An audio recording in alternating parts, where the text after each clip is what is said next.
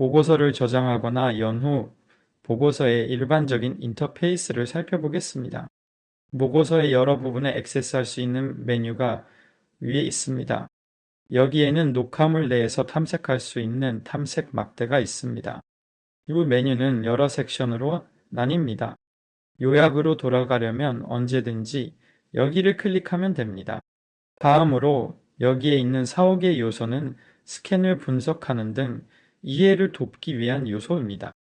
예를 들어 신체 에너지 바이오마커의 기술적 분석, 마음 분석 또는 기록이 진행됨에 따른 다양한 진행 상황을 제공하는 다양한 화면이 있습니다. 따라서 요약으로 돌아가야 할 때 여기저기서 모든 것을 볼 수 있습니다. 두 번째는 테스트를 위한 것으로 현재는 항목이 하나뿐이지만 곧 여러 개가 추가될 예정입니다. 목록 테스트, 빈도 테스트, 실시간 테스트가 바로 그것입니다. 위층에서도 이 항목에 액세스할 수 있습니다. 여기에는 센서에 대한 모든 블루투스 연결이 있습니다. 따라서 클릭하면 센서에 대한 연결이 시작됩니다. 즉, 저 위를 클릭하여 직접 녹음을 시작할 수도 있습니다. 따라서 로그온하는 순간부터 녹화가 시작됩니다. 따라서 어디서든 녹화를 클릭하여 다시 시작할 수 있습니다. 그런 다음 탐색 기능이 있는데 컴퓨터에서는 여기 있지만 휴대폰에서는 화면 크기에 따라 하단에 있을 수 있습니다. 여기에서 여러 섹션을 탐색할 수 있습니다. 예를 들어 여기는 세션 전, 세션 후, 이 클라이언트에 대해 내가 수행한 모든 작업입니다. 하지만 이렇게 비트별로 읽고 탐색하도록 설정하면 다른 내용을 표시할 수도 있습니다. 예를 들어 여기에는 평가 전, 평가 후 또는 전체 평균 평가가 표시되는 것을 볼 수 있습니다.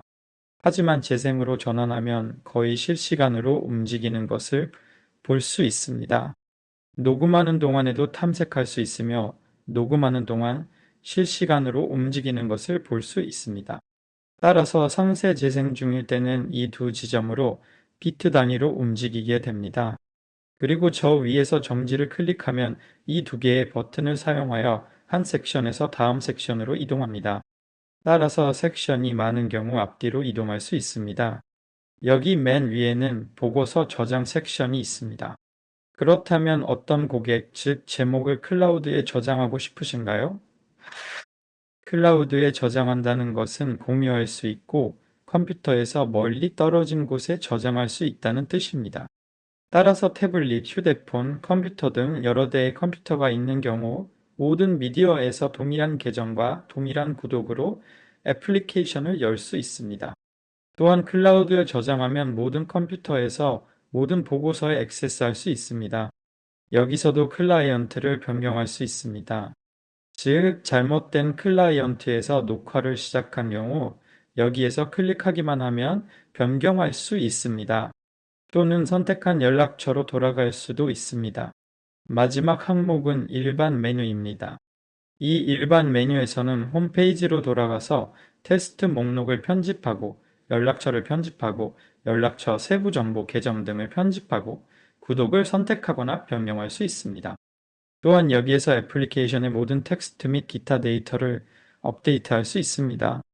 이 작업은 실행 시 수행되지만 여기에서 수행해야 할 수도 있습니다. RP 계산기라는 유틸리티도 있습니다. 그 아래에는 두 가지 흥미로운 요소가 있습니다. 여기 최신 뉴스입니다.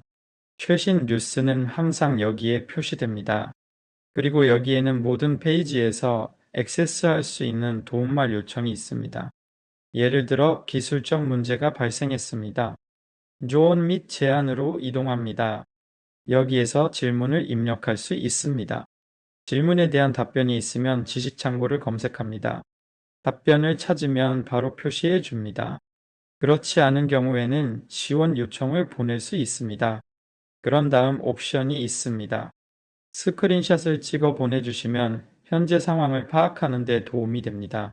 또는 간단히 티켓을 작성할 수도 있습니다. 하지만 스크린샷을 찍는다면 무슨 일이 일어나고 있는지 살펴보세요. 빨리. 이제 저 위에 도구가 있는 스크린샷이 있습니다. 그리고 무슨 일이 일어나고 있는지 정확히 알 수 있습니다. 예를 들어 이 티켓을 선택하고 여기에 동그라미를 치겠습니다. 여기에 작은 거품을 선택하고 여기에 문제라고 표시하겠습니다. 그녀가입니다. 그런 다음 여기에서 유성 검사를 클릭합니다. 이제 끝났습니다. 여기에 작은 텍스트가 있는데 이것이 제가 앞서 검색한 내용입니다. 입력한 텍스트입니다. 우리에게 직접 전송될 화면 사본입니다. 그런 다음 메시지 보내기를 누르면 티켓이 만들어집니다. 그리고 최선을 다해 도움을 드리기 위해 필요한 모든 정보를 제공해 드리겠습니다. 구체적인 문의 사항이 있을 때마다 의견 및 제안 메뉴를 이용하세요. 또 다른 흥미로운 점은 각 요소에 대한 도움말이 여기에 있다는 것입니다. 여기에서 상황에 맞는 도움말을 찾을 수 있습니다. 그리고 마지막으로 이러한 각 요소에 직접 통합된 매뉴얼의 동영상과 텍스트가 있습니다. 예를 들어 여기로 돌아오면 이 모든 섹션에 대한 도움말도 찾을 수 있습니다. 따라서 이것을 볼 때마다 작은 도움말 텍스트가 열립니다. 결국에는 동영상과 매뉴얼 페이지로 바로 이동할 수 있습니다. 또한 공동 작업 포럼에 액세스할 수도 있습니다. 문제가 없지만 이 시점에서 구체적인 의견이 필요하거나 실무자 간의 명확한 설명이 필요한 경우 물음표를 클릭하여 이 협업 포럼을 열면 됩니다. 그러면 이 영역에 대해 다른 사용자들에게 질문하거나 다른 사용자들의 질문에 답변할 수 있습니다. 홈페이지로 돌아오면 항상 여기에 마지막으로 열려있는 보고서가 표시되거나 현재 열려있는 보고서가 여기에 표시됩니다. 따라서 여기로 다시 돌아오면 진행 중으로 표시됩니다.